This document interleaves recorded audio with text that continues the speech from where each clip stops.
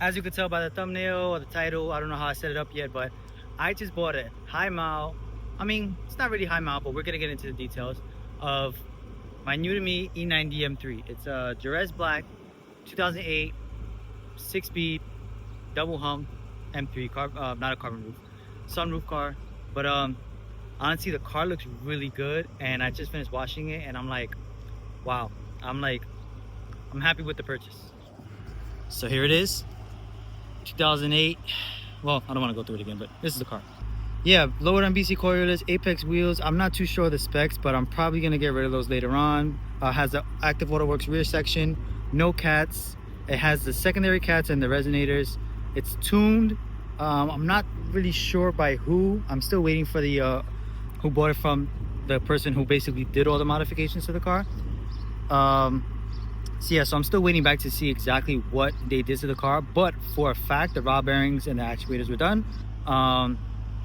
Not a fan of Jerez Black, but like I said, for the price point, then you can really see the blue in this, and you can see all the scratches too.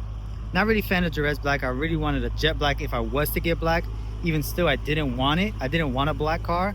I really wanted a red car, but at the same time, you know, when you have a car that you really want, look at the miles. 175, 403.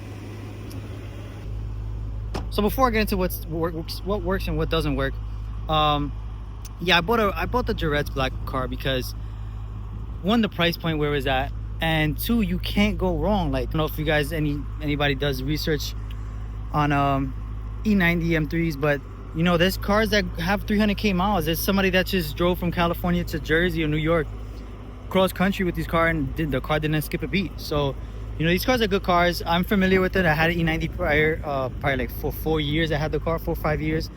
It was really good to me. But so that's why I was really confident to hopping to another one. I wanted another E90, but I just was looking for a certain spec and a price, a good price, because I was not paying 40k 30k for a car with 100 and something thousand miles. Didn't make any sense.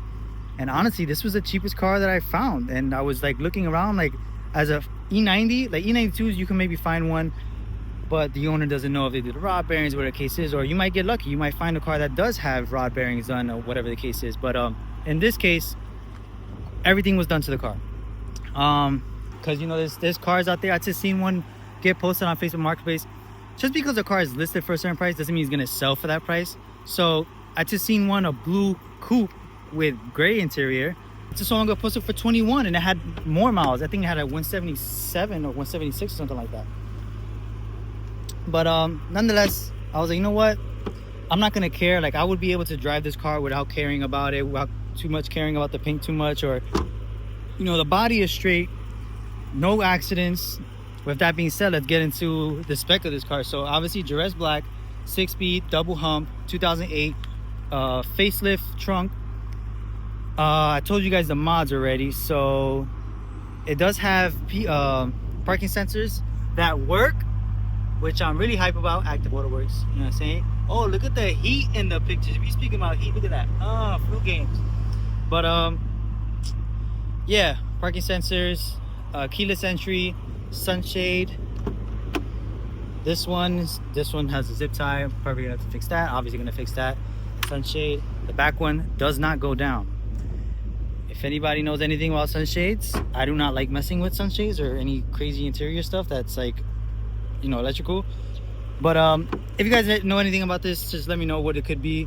The motor, like, I press the button and it moves, like it moves a little bit and then stops anytime I press it. So I don't know, I haven't diagnosed it, haven't went deep into it yet. I'll get into it eventually, but for right now it's staying up. Obviously sunshades, this one's all the way down.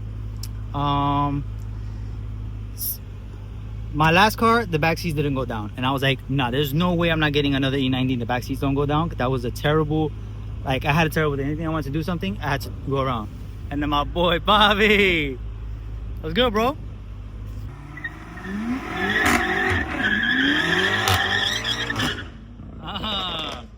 Okay, painting 11s, bro. Now he about to go wash his car right now. But yeah, back to the car. The car basically, oh, what else did it have? No check engine light, no lights, no, anything crazy like that, which is a big reason why I jumped on it. 175, bro. and the car looks this good. But I picked it up because basically average miles for this year is like 200 and something thousand. 174, 174, 200. 174, 200. Like, honestly, I think it's kind of a no-brainer, especially with the maintenance done.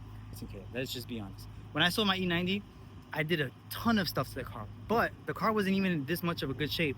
I pretty much sold it for the same price I picked this one up, and this one's in way better condition. Yes, the spec is not as desirable, but it's still a very nice car. I'm trying to think about what else did I miss. Like, it needs the stuff in the front, the reflector. I'm probably gonna do a Euro bumper. Needs a headlight. Last time I washed it, it was like fogging up there. I haven't really got time to dig into it. There's a little scratch right here in the front. It's a hot day, so you hear the fans on. Some rock chips. This is tree sap. Tree sap. It's a black car. You're gonna see all the scratches and imperfections a lot more, which I'm fine with. Even with these scratches, I don't care. It still looks really good. Like, I'm fine with having a car in this condition because, like, I don't want a perfect car. If I have a perfect car, I'm not gonna want to drive it. I'd rather get a car like this where I could drive it in New York City and not worry about, you know, a rock chip or like whatever. Anyways, car's good. Car's really nice, and this is the new project. I still have the blue E46. It is posted for sale. The faster I could sell that, the faster I could do the stuff that I need to it. But other than that, this is the car. I'm pretty much wrapping it up here, and stay tuned for the more content. I'm definitely gonna do a lot of stuff to this car. All my friends telling me, yo, you're back. I guess I'm back. You know, just here making the video, you saw my boy pull up and just do a nice little burnout, a nice little launch. But so with that being said, there's plenty more content to come with this car, so stay tuned. Like, comment, subscribe.